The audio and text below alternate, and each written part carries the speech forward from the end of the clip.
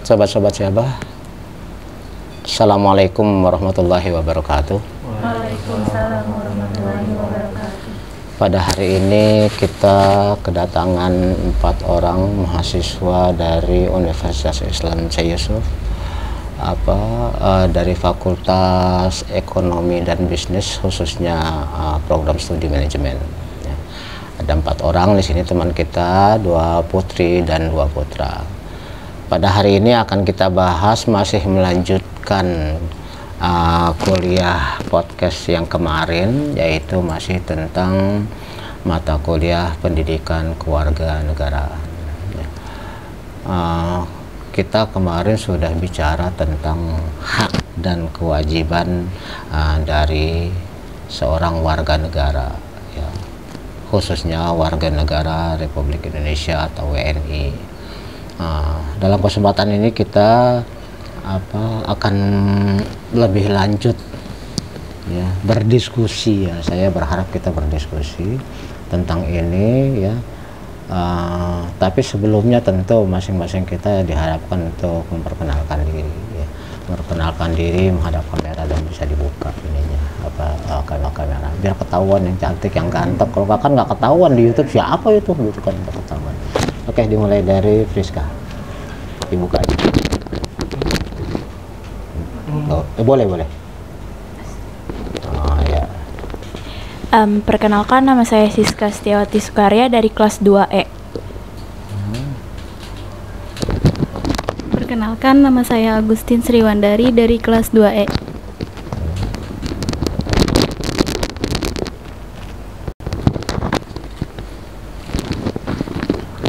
Perkenalkan, nama saya Muhammad Irfan Firmansyah dari 2E. Perkenalkan, nama saya Fitra Ramadan Fareja dari 2E. Baik, terima kasih. Yang akan kita bicarakan dalam kesempatan kali ini adalah Undang-Undang Nomor 12 Tahun 2006 yang mengatur tentang kewarganegaraan, ya. Jadi di sini dengan jelas disebutkan, ya, apa saja yang menjadi ketentuan-ketentuan tentang kewarganegaraan, siapa saja yang dimaksudkan sebagai warga negara, kemudian bagaimana orang bisa mendapatkan status kewarganegaraan, dan selanjutnya bagaimana juga bisa suatu status kewarganegaraan itu bisa hilang atau batal. Ya, kita ketahui juga bahwa warga negara itu tentunya orang luar dari negara lain juga boleh menjadi warga negara kita, tetapi tentu dengan syarat dan ketentuan yang berlaku. Oke, sebelum kita mengarah atau masuk kepada Undang-Undang Nomor 12 Tahun 2006 tentang kewarganegaraan ini, sebenarnya secara teoritis itu kewarganegaraan itu ada 2 jenis. Asal muasalnya orang bisa mendapatkan kewarganegaraan itu ada 2 sebab, ya, ada 2 asas. Asas yang pertama adalah asas ius sanguinis, artinya orang mendapatkan kewarganegaraan berdasarkan keturunan, gitulah. Jadi kalau orang tuanya, ayah atau ibunya atau ayahnya saja atau ibunya saja adalah WNI, maka anaknya itu otomatis secara keturunan, karena memang darahnya dari bapak dan ibunya, dia otomatis menjadi warga negara, ya, kayak kita lah, ya, karena bapak dan ibu kita warga negara Republik Indonesia WNI, maka otomatis semuanya anak-anaknya, yaitu kita menjadi warga negara, gitu. Terus kemudian asas yang kedua adalah berdasarkan tempat kelahiran, yang disebut sebagai asas ius soli. Tempat kelahiran berarti seorang itu akan dianggap menjadi warga dari satu negara kalau dia dilahirkan di suatu tempat, maka negara itu menganggap dia adalah warga negara, ya. Indonesia dulu pernah menganut asas ius soli tahun 60-an ke belakang, ya. Lalu kemudian terjadi masalah. Kenapa? Karena terjadi kemudian ada double kewarganegaraan, ada dui kewarganegaraan atau bipatrit, terutama adalah orang-orang keturunan. Artinya misalnya Cina, ya waktu itu kan banyak orang Cina ya, bahkan mereka itu berafiliasi dengan partai komunis ya.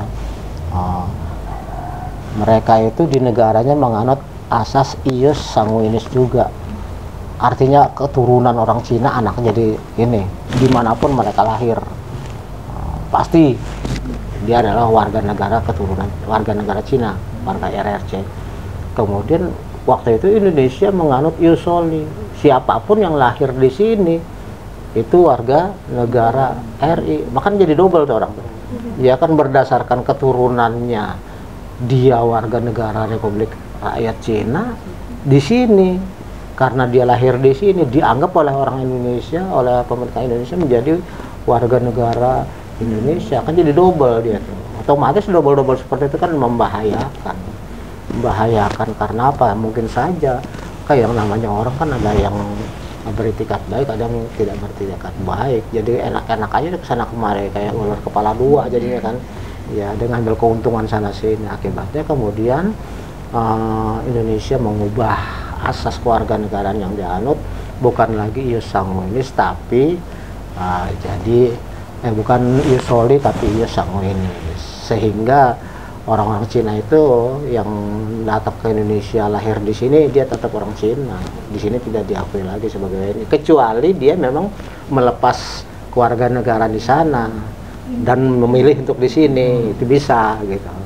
Nah, jadi menjadi keluarga negara itu kan termasuk hak asasi ya. Kan ada pertanyaan juga yang kemarin tadi teman-teman itu, bagaimana orang memilih kewarganegaraan, apakah dia boleh melepaskan? Boleh aja, kita boleh menjadi warga negara manapun sepanjang memang diterima kan gitu, diterima oleh negara yang bersangkutan, termasuk kita juga bisa melepaskannya kalau memang kita mau gitu.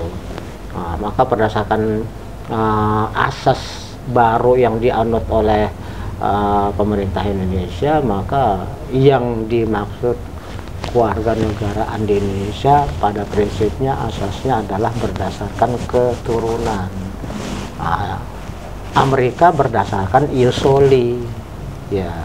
Jadi andai kata orang Indonesia itu kemudian mereka bertempat tinggal di negara sana, di Amerika, lalu kemudian melahirkan ya otomatis anaknya juga jadi double ya kan, berdasarkan ius soli Amerika menganggap itu warga negara Amerika, tapi berdasarkan ius sanguinis Indonesia menganggap itu warga negara Indonesia. Maka kemudian akan diatur dalam ketentuan Undang-Undang Nomor 12 Tahun 2006 tentang bagaimana orang bisa mendapatkan status kewarganegaraan Indonesia dan juga bisa melepaskannya. Dan kalau melepaskan kemudian pengen balik lagi juga ada aturan-aturannya gitu. Oke, jadi pasal 1 dari undang-undang tersebut, yaitu Undang-Undang Nomor 12 Tahun 2006 tentang kewarganegaraan, disebutkan bahwa warga negara adalah warga suatu negara yang ditetapkan berdasarkan peraturan perundang-undangan. Artinya pada dasarnya orang boleh menjadi warga negara manapun, tetapi sesuai enggak dengan ketentuan yang ada pada negara tersebut perundang-undangannya. Sedangkan yang dimaksud kewarganegaraan adalah segala hal ihwal yang berhubungan dengan warga negara. Tentang orang keluar atau masuk dari status kewarganegaraan itu disebut sebagai pewarganegaraan ya. Jadi pewarganegaraan adalah tata cara bagi orang asing untuk memperoleh kewarganegaraan RI ya melalui permohonan. Jadi boleh mohon, tapi mohonnya itu juga tentu memenuhi syarat dulu.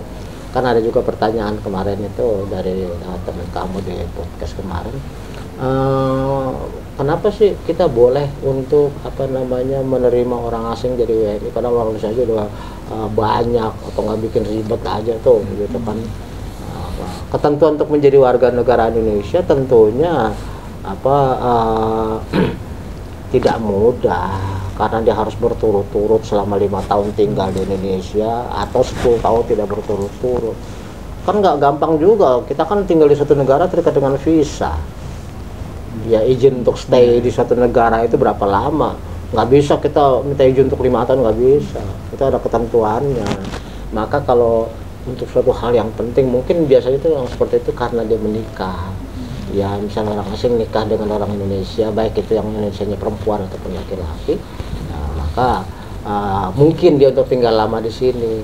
Mungkin dia bolak-balik juga sih, tapi lama kelamaan karena udah begitu lama, akhirnya di jumlah-jumlah itu jadi 10 tahun. Nah, kalau memang dia mau mengajukan diri menjadi WNI boleh gitu. Sebenarnya itu juga kan kita juga banyak orang-orang kita yang ada diaspora yang ada di seluruh negara ya kan ada yang tinggal. Teman SMA saya ada banyak yang ada di Amerika, yang di Jepang, ada yang di Australia. Ya saya aja yang dibabakan terus semua gitu ya. Ya, kalau orang lain di sana sini ya. Kemudian tentunya untuk masalah itu ada menteri yang ngurusin, ya. Ada pejabat yang akan melaksanakan proses orang menjadi warga negara atau dan sebagainya. Itu dalam hal ini adalah menteri menteri hukum dan HAM kalau sekarang. Kalau dulu menteri kehakiman, kalau sekarang menteri hukum dan HAM. Ya. Oke, terus kemudian yang dimaksud warga negara Indonesia menurut undang-undang ini adalah orang-orang bangsa Indonesia asli. Kemarin udah saya disebutkan tuh, Indonesia asli artinya memang kita keturunannya nggak campur-campur, memang orang Indonesia asli semua, nenek moyangnya itu dari zaman Kibenen semuanya ada di sini ya, nggak pernah nggak pernah nikah sama orang-orang lain, berarti asli. Tetapi juga dan orang-orang bangsa lain yang disahkan dengan undang-undang sebagai warga negara, artinya orang lain yang minta jadi WNI kalau dia memenuhi syarat kan gitu ya. Terus kemudian yang pasal-pasal yang penting nih ya, warga negara Indonesia adalah tadi sudah ya berdasarkan peraturan Indonesia asli. Kemudian juga bisa adalah anak yang lahir dari perkawinan yang sah dari seorang ayah dan ibu WNI. Nah, jadi dua-duanya sama-sama WNI, otomatis berdasarkan asas ius sanguinis menjadi WNI juga gitu ya. Kemudian anak yang lahir dari perkawinan yang sah dari seorang ayah WNI dan ibunya asing, ya Irfan ya orang Indonesia asli nikah dengan orang Afrika misalnya ya. Jauh banget kan Irfan dapatnya ke orang Afrika ya dapatnya dari orang Afrika gitu kan, asing tuh Afrikanya jauh lagi di Djibouti lagi ya. Nah dari Zimbabwe lagi gitu ya. Silang ya? Hah? Silang ya? Silang gimana maksudnya? Kewarganegaraan gitu. Oh ini kan yang dimaksud adalah anaknya, dia jelas bapaknya orang Indonesia. Nah itu anaknya itu malah kita perhatikan nih, anak yang lahir dari perkawinan yang sah dari seorang ayah WNI dan ibu WNA itu otomatis anaknya WNI gitu loh. Otomatis anaknya WNI, bapaknya kan WNI, atau sebaliknya ibunya yang WNI. Rizka misalnya ketemu dengan orang mana, misalnya orang dengan Papua Nugini misalnya, kok filmnya gitu hitam semua sih. Nah, kamu dapetnya dari orang Papua Nugini misalnya suaminya gitu, ya nggak apa-apa, atau dari Timor Leste kayak siapa tuh Krisdayanti kan suaminya orang Timor Leste. Nah kamu Indonesia ya, suami kamu orang asing, anak kamu tetap orang Indonesia gitu. Kemudian yang berikutnya anak yang lahir dari perkawinan yang sah, ini masih perkawinan yang sah ya. Sebab nanti juga akan diatur perkawinan yang tidak sah. Artinya mungkin perkawinan di bawah tangan atau hasil kempul kebo, ada juga pengaturan. Kan yang kempul kebo mah bapaknya, emaknya. Anaknya kan bukan kebo yang lahir kan ya. Nah, jadi anaknya tetap harus dapat status, bukan berarti emak bapaknya dosa, anaknya kemudian jadi ikut dosa, enggak ya. Ya. Anak yang lahir dari perkawinan yang sah dari seorang ibu WNI tapi ayahnya tidak punya kewarganegaraan, stateless. Nah berbeda dengan orang yang double kewarganegaraan ya, tadi itu orang Indonesia melahirkan di Amerika, anaknya kan bipartit, double kewarganegaraan. Tapi sebaliknya kalau orang Amerika tinggal di Indonesia dia menjadi apatrid artinya nggak punya kewarganegaraan. Karena belum pindah. Kita lihat statusnya berdasarkan asas yang dianut Amerika, yaitu ius soli, Mereka kan asasnya adalah di mana seorang lahir di Amerika itulah warga negara Amerika. Nah, dia anaknya lahir di Indonesia. Berarti kan berdasarkan undang-undang Amerika dia bukan orang Amerika. Karena dia bukan lahir di Amerika. Ya kan? Yang dijadikan warga negara Amerika kan kalau lahir di sana. Sementara anaknya ini lahir di Indonesia.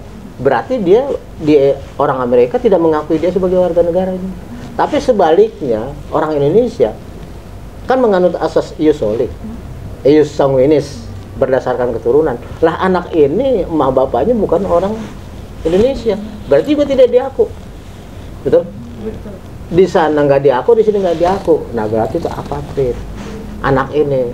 Nah ini berarti berdasarkan yang pasal 5 ini, anak yang lahir dari perkawinan yang sah dari seorang ibu WNI, kemudian ayahnya tidak punya kewarganegaraan karena tadi itu tidak punya kewarganegaraan, atau ya, hukum negara asal ayahnya tidak memberikan kewarganegaraan kepada anak tersebut. Nah kayak tadi tuh, kayak anak Amerika yang lahir di Indonesia kan negaranya nggak ngasih status kewarganegaraan untuk anak-anaknya ini karena bukan lahir di Amerika gitu kan. Nah anak itu tetap menjadi dianggap WNI gitu. Jadi jangan sampai anak itu kemudian jadi status juga gara-gara bapaknya, kan ibunya ada, yaitu ibunya warga negara Indonesia gitu ya. Itu tetap diselamatkan. Kemudian yang berikutnya, anak yang lahir dari tenggang waktu 300 hari, bukan 300 tahun ya, nggak ada orang 300 tahun ya. 300 hari setelah ayahnya meninggal dunia ya, dari perkawinan yang sah dan ayahnya WNI. Mungkin yang dimaksud di sini adalah ibunya WNA ya, kemudian yang ada kan ibunya WNI ya. Betul nggak? Yang tadi kata ibunya. Gimana? Oh, ibunya WNA. Terus kemudian bapaknya sendiri kemudian meninggal dunia ya. Maka 300 hari setelah ayahnya meninggal itu anaknya tetap menjadi WNI juga gitu. Kan ibunya yang WNA ya, bapaknya kan udah nggak ada. Berarti kan statusnya anaknya jadi ngambang kan. Nah, berarti tetap ditetapkan sebagai WNI juga gitu. Kemudian anak yang lahir di luar perkawinan yang sah. Nah ini dari seorang ibu WNI ya, misalnya siapa gitu ya, kemudian bukan nikah 7-Eleven dengan orang asing ya, anaknya itu bukan berarti kemudian menjadi ini ya, walaupun bukan perkawinan yang sah tetap diakui. Makanya saya bilang katakan tadi, katakanlah dianggap oleh hukum, sebenarnya bukan hukum ya, berdasarkan norma kesusilaan, norma moralitas. Di Indonesia memang kumpul-kumpul dilarang. Secara hukum nggak ada. Secara agama, apalagi di luar. Di luar itu perkawinan laki-laki dengan laki-laki, perempuan dengan perempuan juga banyak. Tapi di Indonesia ya mungkin ada, tapi kan nggak berani untuk proklamasi gitu, nggak mungkin berani dia. Kenapa? Ya secara moral ya, dia akan dikucil. Yang di Indonesia itu apa sih? Kita kan hukumnya masih pakai hukum Belanda nih, ya. Hukum pidana di Indonesia itu masih warisan dari hukum Belanda yang dulu diterapkan di Indonesia pada waktu mereka menjajah. Hukum yang berlaku di sana diterapkan di Indonesia gitu loh. Itu istilahnya melek-melek 100% yang di sana berlaku diterapkan di sini. Itu bahwa berdasarkan Wetboek van Strafrecht van Nederlands India gitu ininya, nama aslinya. Makanya kemudian apa yang dimaksud dengan zina bagi kita di Indonesia dengan bagi mereka beda. Ya kalau Indonesia kan jelas karena kita berdasarkan agama ya, terutama Islam, maka yang dimaksud zina adalah suatu perbuatan yang tidak didasarkan kepada pernikahan gitu kan, itu dimaksud zina.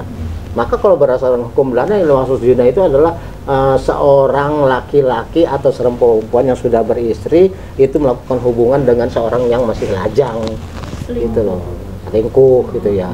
Misalnya seorang ibu rumah tangga ya selingkuh dengan seorang bujangan, seorang bapak selingkuh dengan seorang gadis. Ini disebut zina. Berarti kalau sama-sama rumah tangga nggak zina dong. Ya kan, berarti sama-sama bujangan nggak zina dong. Iya kan? Ya itu berarti kan ketentuan yang itu udah nggak cocok di Indonesia. Ya karena Indonesia kan yang namanya zina adalah kalau memang tidak siapapun juga mau laki-laki umur 100 tahun dengan anak remaja 12 tahun juga tetap aja ya. Atau sebaliknya nenek-nenek itu 80 tahun dengan 20 tahun laki-laki tetap aja kalau mereka tidak menikah disebut zina. Tapi kalau hukum yang kita hukum pidana warisannya itu ya kayak gitu. Zina disebut zina, dan kemudian juga zina itu adalah delik aduan. Kalau berdasarkan hukum kita, delik aduan artinya akan menjadi perkara kalau diaduin sama yang bersangkutan. Jadi sepanjang nggak ada pengaduan ya udah wassalam aja gitu loh. Dan Indonesia juga makanya karena menggunakan hukum seperti itu maka banyak sekali pelacuran, banyak sekali perselingkuhan, banyak sekali termasuk LGBT juga. LGBT kan ada pertanyaan juga bagaimana dengan LGBT itu. LGBT kalau misalnya diem-dieman mah nggak ada yang ini karena bukan pidana ini, kecuali kalau disiarkan kamu bikin video misalnya cowok lagi amit-amit ya.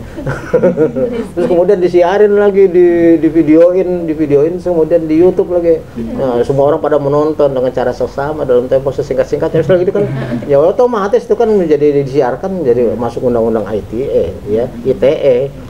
Ya, informasi apa itu namanya apa sih saya lupa itu transaksi elektronik ya, informasi jadi undang-undang ITE. Kenapa dianggap menyebarluaskan pornografi baik laki-laki maupun perempuan, homoseks, gay maupun lesbianisme itu kalau disiarin.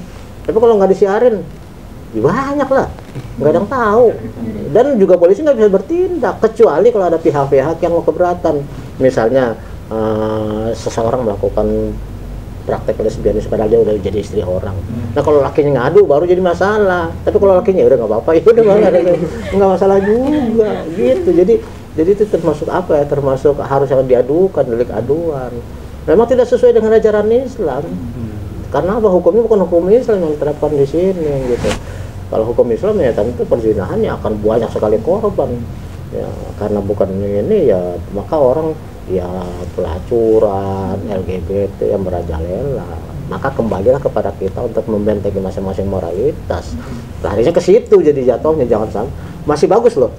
Di Indonesia ini kan kita ini masih cukup ini tinggi lah secara umum masyarakatnya, walaupun ada yang munah ya itu biasa itu. Tapi kan kita nggak bisa ngelihat orang ciuman di depan umum. Ya kan nggak bisa kan, risih langsung kayaknya kita menanggapinya, dan orang-orang yang melakukannya juga nggak berani kan ya. Ya kalau dia ngumpet mah terserah deh. Tapi kalau di depan umum nggak berani. Tapi kan kalau kita lihat di film-film, bahkan di ruang kelas anak-anak sekolah juga bisa melakukan ini, itu nggak wajar-wajar aja, orang nggak peduli. Paling bilang cari kamar gitu doang, kurang ajar kan. Kalau kita nggak bisa ya.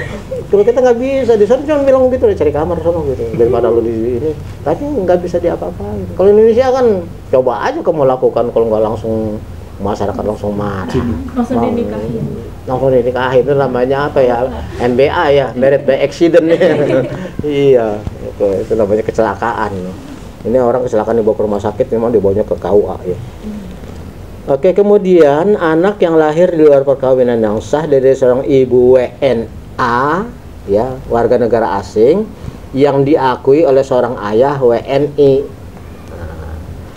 Jadi ini di luar perkawinan yang sah, ibunya WNA, tapi bapaknya ngakuin. Nah itu berarti anak itu juga bisa menjadi menjadi WNI gitu. Oke, nanti kamu lihat sendiri deh banyak ketentuan-ketentuan di dalam pasal 2 dalam Undang-Undang Nomor 12 Tahun 2006 tentang kewarganegaraan ini. Kalau diuraikan satu-satu mungkin waktunya nggak cukup karena ada lagi pokok yang harus kita omongin. Oke. Kemudian ada juga dalam hal status kewarganegaraan Republik Indonesia terhadap anak sebagaimana dimaksud dalam pasal 4 huruf C, huruf D, huruf H, huruf I, dan pasal 5 berakibat anak berkewarganegaraan ganda yang tadi itu. Ya, kayak orang Amerika, orang kita ya melahirkan di tempat yang menganut asas Yusoli. Akan jadi ganda ya, dan pastinya kan bukan hanya Amerika, banyak negara-negara lain juga yang ini. Sementara Indonesia karena hubungan global kan seperti saya katakan Ada yang ke Jepang, ada yang ke Australia, ada yang ke Arab Saudi, ada yang ke Korea, ada yang ke Amerika, dan seterusnya, menyebar ke seluruh dunia. Ya kan otomatis karena kita berdasarkan asas ius sanguinis, berarti kalau dia melahirkan di tempat asas ius sanguinis no problem, kan berdasarkan keturunan memang di sini WNI-nya statusnya. Tapi kalau dia melahirkan di tempat yang negara yang menganut asas ius soli, jadi ganda. Atau sebaliknya juga, gimana kalau orang luar yang datang ke sini, seperti orang Amerika yang lahir di sini, kan anaknya jadi ini tuh kan jadi stateless ya. Jadi dia apatrid, nggak punya kewarganegaraan. Di negaranya tidak diaku karena tidak lahir di sana. Di Indonesia tidak diaku karena memang bukan orang Indonesia, gitu kan. Dan ayah ibunya sendiri itu bukan salah satunya, bukan WNI. Kalau salah satunya WNI ya udah nggak ada masalah. Bahkan untuk yang di luar perkawinan yang sah aja masih diaku juga kok ya, demi menyelamatkan si anak gitu kan ya. Oke. Kemudian setiap orang yang bukan WNI, warga negara Indonesia, diperlakukan sebagai orang asing. Jadi mereka kalau orang asing gimana sih? Tentunya mereka tidak punya status keluarga negara Indonesia, tidak mendapatkan pelayanan sebagai warga negara Indonesia. Jadi mereka tetap asing dalam arti izin tinggal pun ya nggak bisa di Indonesia lama-lama, harus sesuai dengan visanya. Ya untuk apa dia di sini? Apakah dia studi, apakah dia bisnis, atau dia penugasan dinas, atau yang lain-lain ya macam-macam. Oke, syarat dan tata cara memperoleh kewarganegaraan WNI ya. Kewarganegaraan Indonesia dapat juga diperoleh melalui pewarganegaraan. Jadi pewarganegaraan itu adalah diawali dengan permohonan. Jadi yang bersangkutan kan jadi WNI harus mengajukan permohonan ya. Syaratnya adalah satu, berusia 18 tahun atau sudah menikah.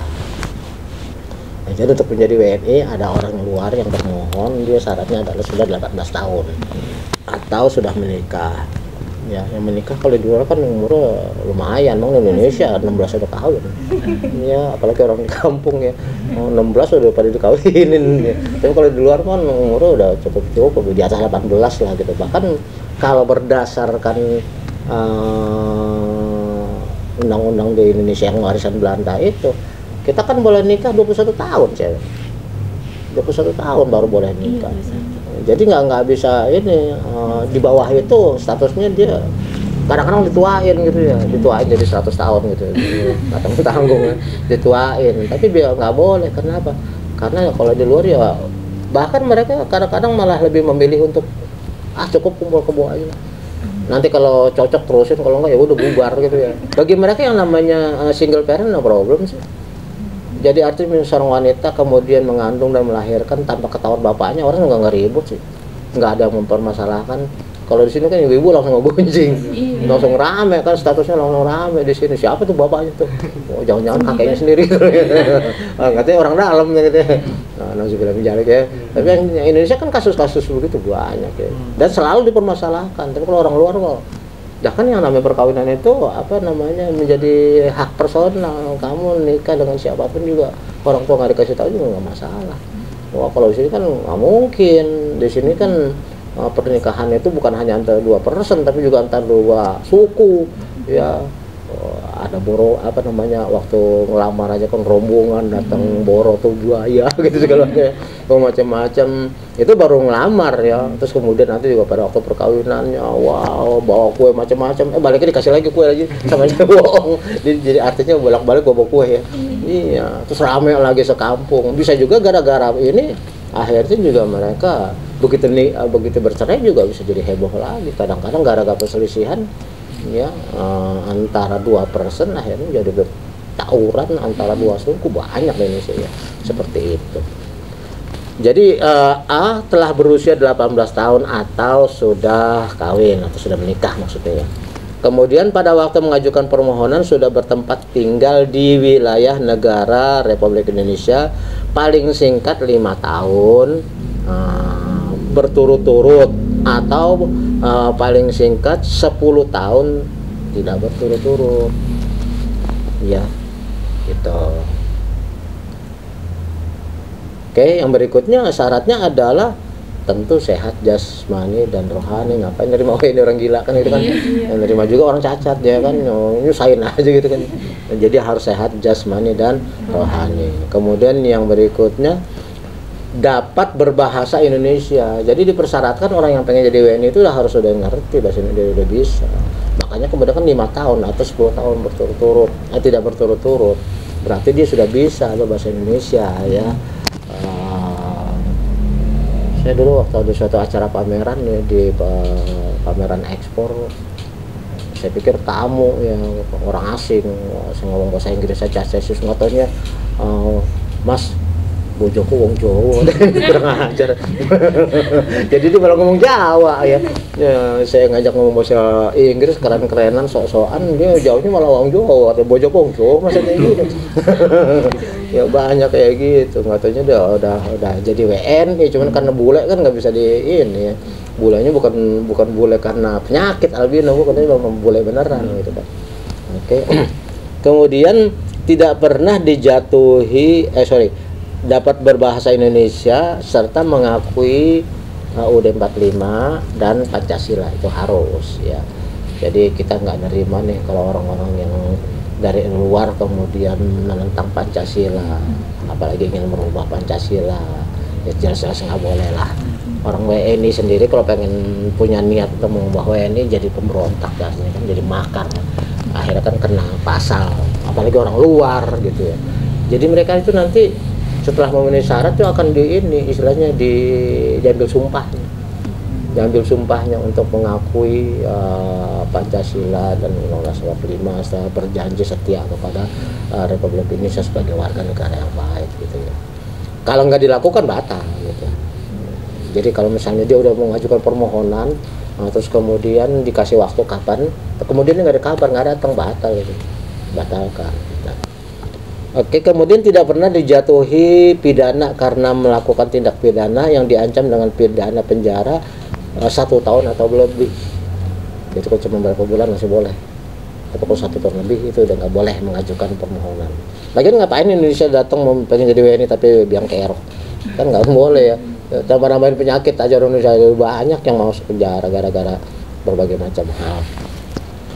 Oke, selain itu syaratnya adalah jika dengan memperoleh kewarganegaraan Republik Indonesia tidak menjadi punya kewarganegaraan ganda. Jadi artinya dia boleh ngajuin, tapi gara-gara itu nggak boleh jadi ganda gitu, nggak boleh jadi 2, menjadi bipatrit. Berarti orang yang mengajukan harus memilih. Kalau dia memilih Indonesia berarti yang sana harus dilepaskan gitu logikanya kan, nggak boleh ganda, nggak boleh punya 2 ya. Terus kemudian mempunyai pekerjaan. Nah ini jelas nih, pekerjaan penghasilan tetap. Jadi kita nggak nerima penganggur. Ini jadi pengangguran dulu kebadak kan. Ini pengangguran dulu banyak, namanya dulu penganggur lagi. Jadi harus dipersyaratkan dia punya pekerjaan tetap, apakah sebagai pebisnis atau sebagai karyawan dari suatu perusahaan multinasional, perusahaan asing dan sebagainya gitu, sehingga istilah kasarnya dia tidak nambah-nambahin beban bagi negara. Ya apalagi kemudian mengajukan BPJS lagi, iurannya nggak pernah. Ini tiba-tiba ngajuin BPJS lagi gitu kan, ngerepotin aja. Pengangguran ngajuin BPJS sudah gitu ikut demo lagi, kan tambah biang kerok aja ya. Kemudian juga membayar uang pewarganegaraan ke kas negara, itu relatif karena apa? Nah, pasti ada ketentuan tentang berapanya, tapi dalam undang-undang tidak mungkin menyebutkan jumlah karena apa kan berubah-berubah ya. Nanti kalau dibilang sekian, nggak taunya di zaman udah berubah, kecil amat kan gitu kan, bisa aja kan. Zaman udah berubah, yang dulunya mahal. Zaman saya waktu baru nikah sama ibu tahun 87, itu di warungnya bapak mertua saya, Mbak, tumbas, tahu kan yang orang Jawa? Beli bah, iki piro mbah? Berapa? Mang Piah katanya. Mang Piah berapa itu? 5 rupiah. Mana ada makanan 5 rupiah sekarang? 500 aja udah kagak ada. Permen aja 2 cuma. Gorengan apalagi minyak mahal. Berapa gorengan sekarang? Gorengan 2003. Iya. Nah, iya 2003. Berarti kan Mang Piah udah tahun jebot itu ya, zaman Kibenen itu ya. Yang enggak ada. Nah, berarti kalau ditetapkan berapanya nih akhirnya jadi kadaluarsa, jadi enggak murah amat jadi warga negara Indonesia cuma segitu ya. Jadi nggak bisa. tidak ditetapkan. Oke, jadi permohonan pewarganegaraan diajukan di Indonesia oleh pemohon secara tertulis dalam bahasa Indonesia. Jadi nggak boleh mohonnya dalam bahasa Inggris. Ya kan, dalam bahasa tolong jelaskan dan tunjukkan. Nggak bisa. Ini gimana permohonan kok malah nyuruh gitu ya? Tuh, jelaskan dan tunjukkan. Nggak bisa. Oke, secara tertulis. Jadi nggak bisa lisan, harus secara tertulis di atas kertas bermeterai cukup. Segel ya, jadi harus resmi ya. Oke, itu juga pewarganegaraan. Terus kemudian yang berikutnya lagi, yang mengabulkan siapa? Yang mengabulkan tentu siapa? Presiden. Tetapi tentu nanti proses melalui menteri, ya kan. Menteri nanti di bawahnya pasti ada lagi pejabat yang ngurusin. Nggak mungkin presiden ngurusin gituan. Tapi diajukannya tetap kepada presiden karena beliau tentunya adalah pemegang kekuasaan tertinggi pemerintahan kan, ya dia yang punya mandat atas nama rakyat dia gitu. Tapi kemudian yang proses tetap bukan dia gitu. Sama aja, saya juga diangkat jadi katakanlah jabatan saya sekarang menjadi seorang ahli utama, SK saya Pak Jokowi yang tanda tangan. Tapi kan yang proses kan yang di bawah, bukan Jokowi kemudian ngurusin, enggak, dia tanda tangan aja gitu. Oke. Kemudian untuk jabatan-jabatan tinggi memang presiden yang langsung tanda tangan. Oke. Jadi ada juga kemungkinannya permohonan itu diterima atau ditolak, tergantung syarat atau enggak ya. Oke. Oke, terus hal-hal yang penting lagi juga, mereka harus mengucapkan sumpah atau pernyataan janji setia. Yang tadi saya sebutkan. Kemudian ini juga disebutkan sumpahnya harus bacakan seperti apa. Ya. Terus berikutnya lagi, bisa juga kewarganegaraan itu diberikan kepada orang yang dianggap berjasa. Ya, berjasa kepada Republik Indonesia, lalu kemudian pemerintah menganggap dia berhak mendapatkan kewarganegaraan istimewa gitu ya, karena statusnya. Tapi juga terserah, gara-gara itu jadi ganda juga dia nggak boleh nerima. Oke.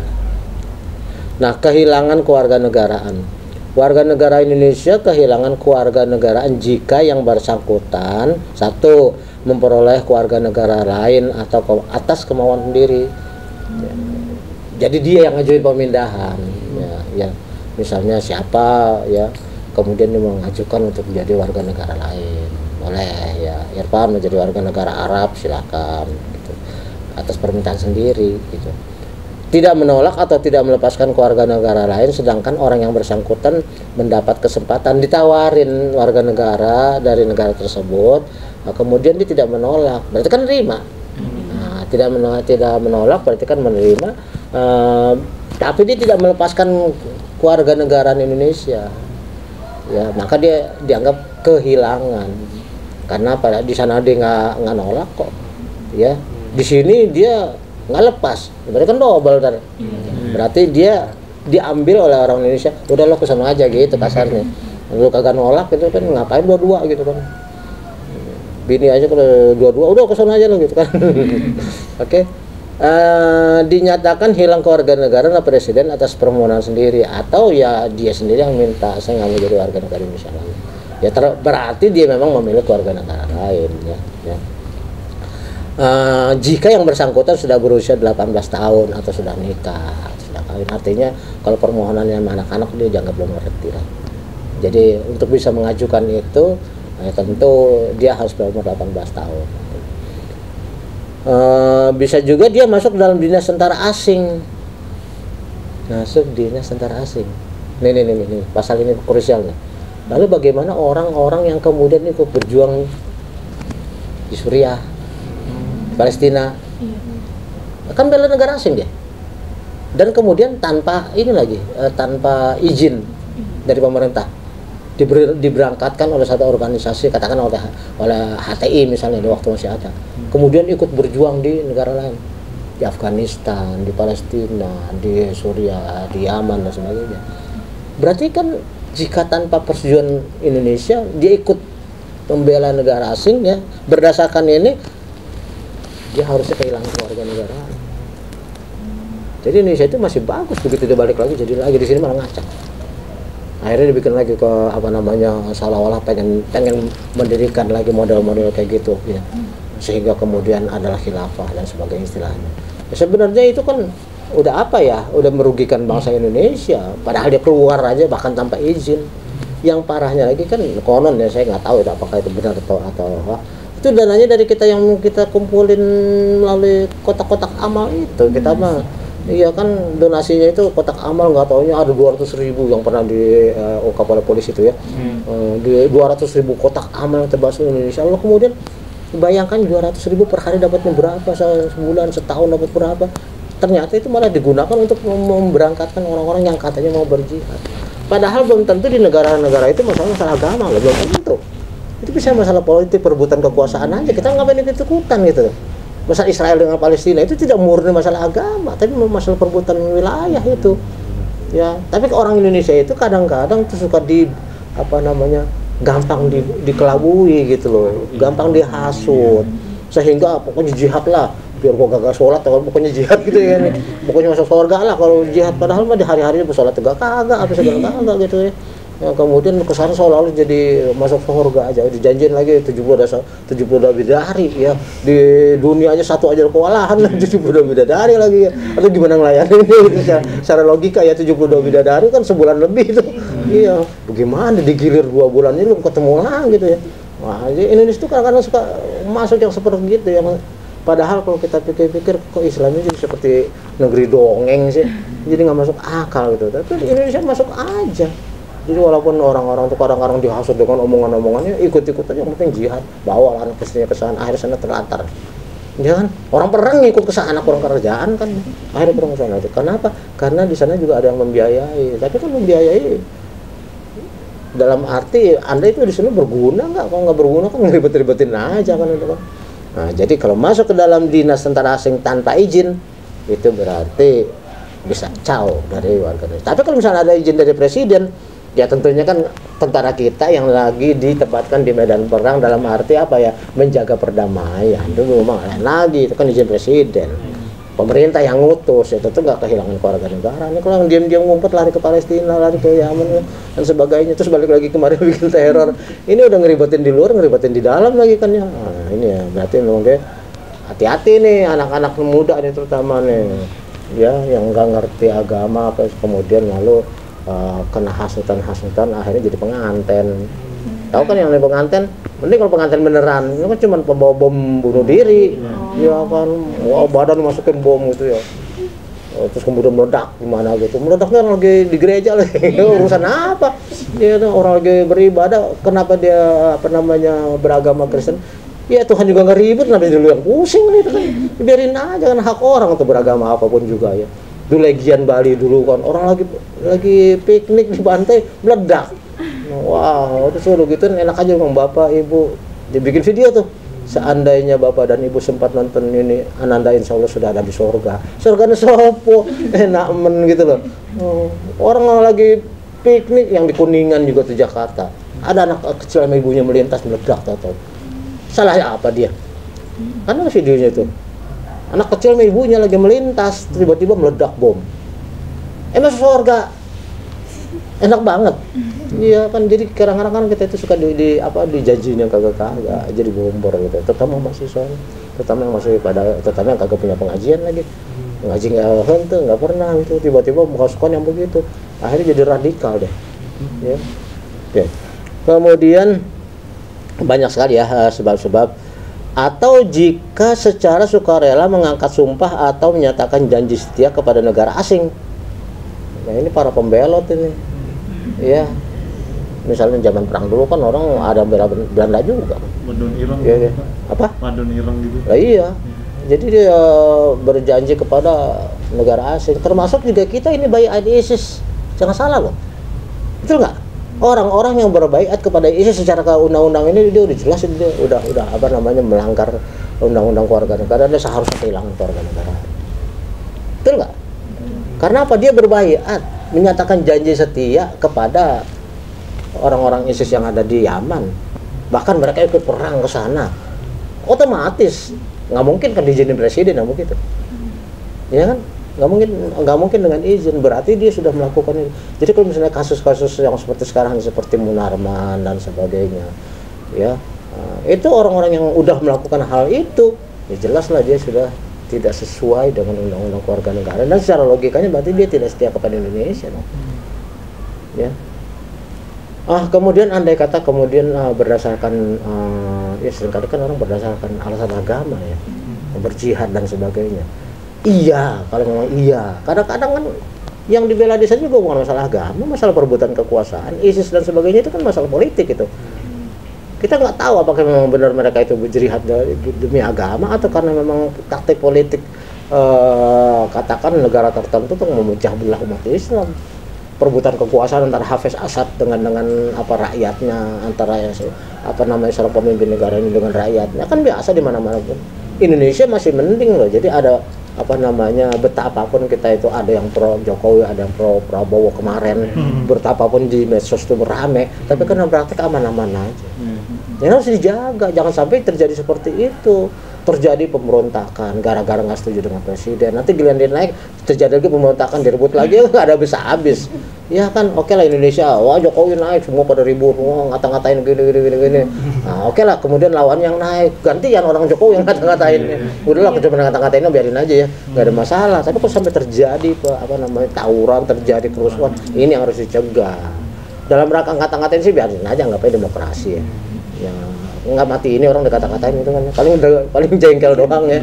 Nah jengkelnya itu juga harus disalurkan dengan cara yang produktif, nggak kemudian kan kita ini kalau baca di medsos luar biasa orang ngata-ngatainnya, wah luar biasa panas ngedengernya gitu ya, bacanya kayaknya bikin panas sendiri. Apalagi kita misalnya pro Jokowi, dengerin omong-omong orang-orang yang anti Jokowi, atau sebaliknya kita anti Jokowi, dengerin ini panas kita. Makanya saya paling malas dengerin berita-berita ini, kagak ada mendidik nih semuanya.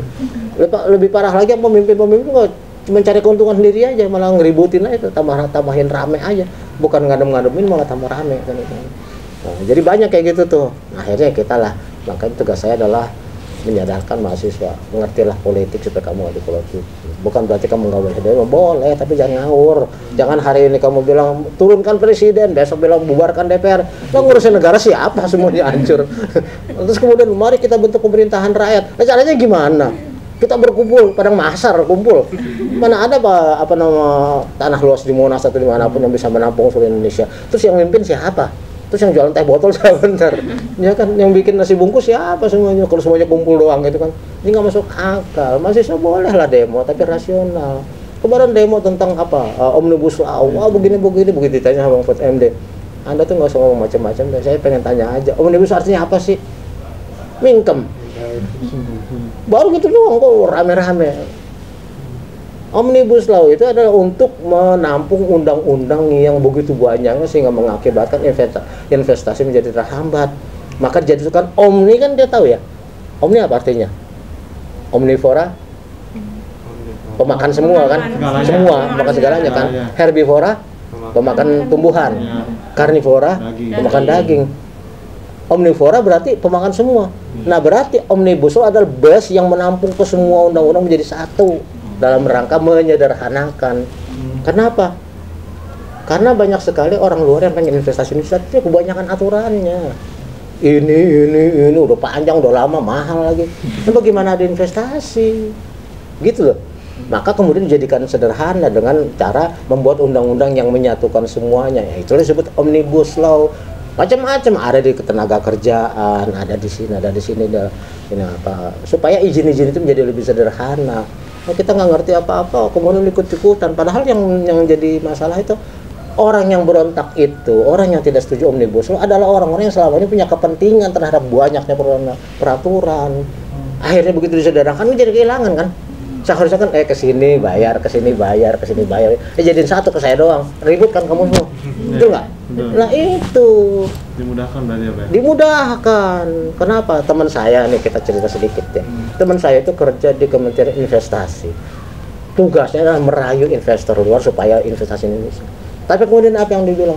Gimana saya mau cari investor? Orang masuk ke Indonesia ini perizinannya banyak, berbelit, panjang, lama, mahal. Satu hambatan.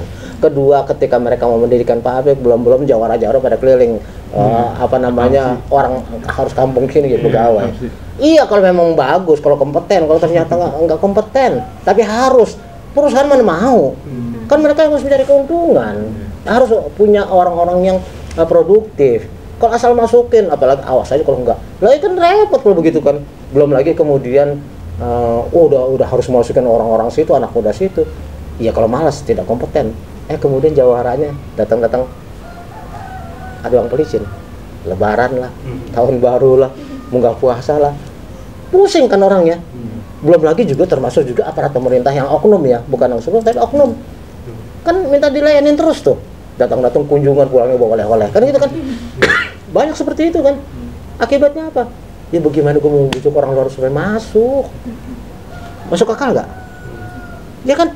Maka kemudian dijadikan omnibus law supaya sederhana, supaya tidak terjadi seperti ini, dipermudah masuk ke satu kampung juga boleh, orang-orang kampung itu boleh-boleh, tapi kan syarat dan ketentuan berlaku, yaitu harus sesuai dengan kebutuhan dari si pabrik, bukan asal masukin orang. Nggak apa-apa, yang penting jadi masuk aja satpam lah, cleaning lah. Ya kan juga cleaning atau satpam harus memenuhi kualifikasi. Badan krempeng sudah jadi satpam, ketiup angin hilang. Itu nggak bisa, tetap aja harus memenuhi kualifikasi apapun juga jenis pekerjaannya, terutama kan dedikasi. Orang kita udah kerjanya asal-asalan, tidak disiplin, demo melulu lagi. Iseng-iseng demo minta kenaikan gaji, sementara produktivitas nggak ada. Bangkrut dong perusahaan. Makanya kemudian banyak yang lari ke luar negeri, ke Vietnam, ke Kambodia, ke Laos, ke Thailand, ke Myanmar. Itu di sana UMR-nya masih ada yang 700.000 per bulan. Ngapain di Indonesia? Udah 3 juta aja masih demo melulu. Produktif enggak? Malas iya. Ya. Sana mereka cuma 700. Bahkan masih ada cuma 300. Luar biasa ya. Karena apa? Mereka kondisinya negara-negara itu memang lebih ke belakang dari Indonesia. Tapi mereka karena lebih terbuka, maka investor lebih banyak masuk ke sana. Akibatnya kemudian pembangunannya lebih maju dari Indonesia. Vietnam merdeka tahun 76 loh. Tapi kemudian lebih maju. Malaysia aja itu merdeka tahun 63. Kita 45. Tapi Indonesia dengan Malaysia baru maju mana? Ya kan gitu kondisinya, kita ini lebih senang jambak-jambakan sendiri ya. Apa aja ada masalah lah.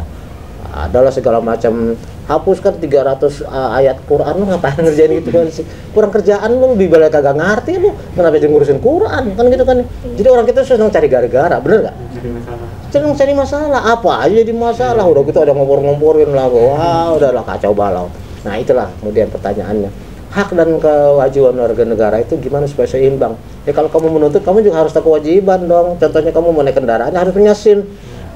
Ya kan gitu kan?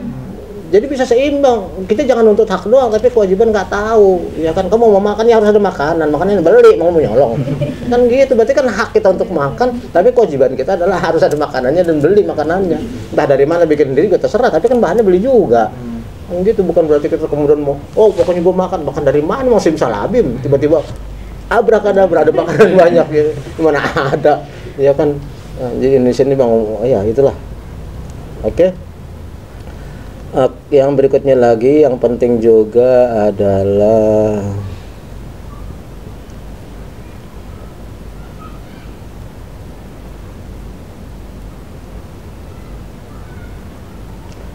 perempuan warga negara Indonesia yang kawin dengan laki-laki warga negara asing akan kehilangan kewarganegaranya jika menurut hukum negara asal suaminya, kewarganegaraan istri mengikuti kewarganegaraan suami sebagai akibat dari perkawinan tersebut.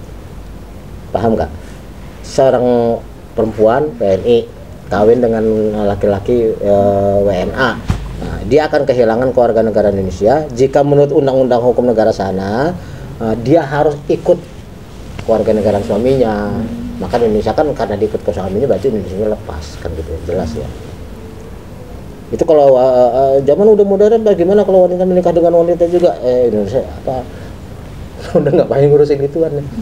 Ya kan banyak nih pernikahan sesama jenis Tapi yang lucunya perempuan dengan perempuan tetap aja salah satunya berdandan seperti cowok. Ya kan? Laki dengan laki tetapi salah satunya berdandan seperti perempuan. Atau ngapain dengan outfit yang normal ya? Kok tetap aja tetap aja dalam pernikahannya itu nggak ada yang laki dengan laki. Malu rupanya. Masih punya malu rupanya.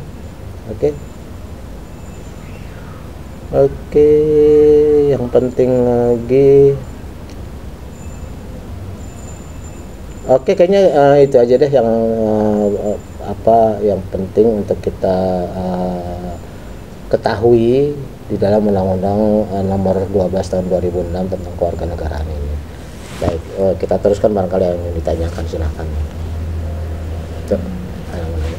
Tentang ini, tentang apa yang kita obrol. Ayo, siapa dulu, silahkan.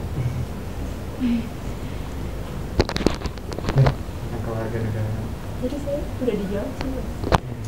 Ya apalah, yang lain loh. Ini pertanyaan atau? Pertanyaan. Kamu nanya misalnya. Atau nyampe teman kamu gitu. Iya, sebelumnya terima Sebaiknya kasih. dilepas deh biar ketahuan. Gitu lah. Oke. Ya, sebelumnya terima kasih untuk Abah untuk mengasih ruang untuk bertanya. Sebenarnya pertanyaannya, saya ada suatu pertanyaan nih, mungkin ini sering terjadi, ada sangkut pautan tentang kewarganegaraan. Pasti kita sering banget dong kayak mengenal kata naturalisasi. Ya gitu. Nah kan kayak misalkan itu tuh banyak banget ya terjadi di Indonesia. Bahkan beberapa faktor-faktornya pun apa gitu keuntungan buat kita sehingga pemerintah kita mau menaturalisasikan dari pihak asing gitu. Itu dari pertanyaan sih.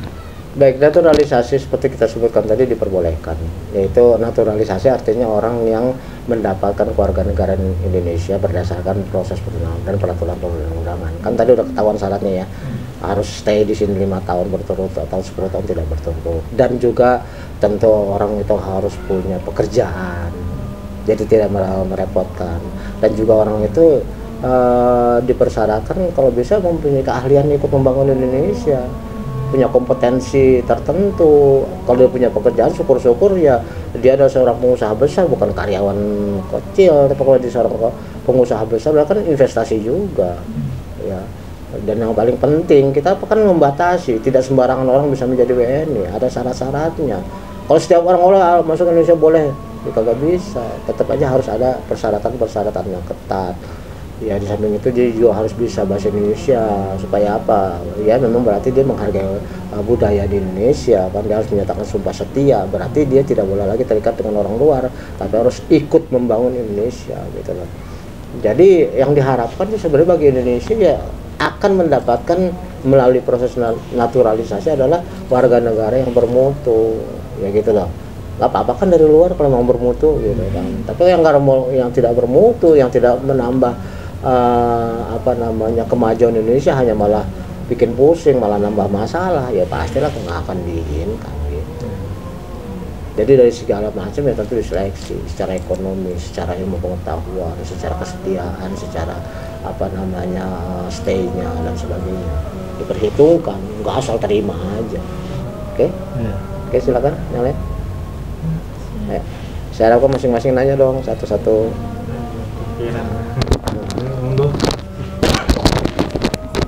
Tadi udah dijawab sama yang ada warga. Lagi diberi. Yang lain variasi. Tadi udah ditanya, udah dijawab sama Abah. Apaan? Yang warga negara kan Indonesia.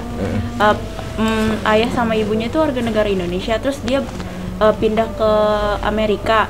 Nah, melahirkannya di sana. Terus nanti anaknya itu jadi warga negara Amerika atau Indonesia? Sepanjang dia masih bayi, statusnya sebenarnya Amerika terbuka, Indonesia terbuka. Tapi ketika udah 18 tahun tinggal dia milih mau kemana. Karena berdasarkan kelahiran dia boleh juga jadi warga negara Amerika. Di Amerika diterima, karena memang akte kelahiran dia ada di sana gitu.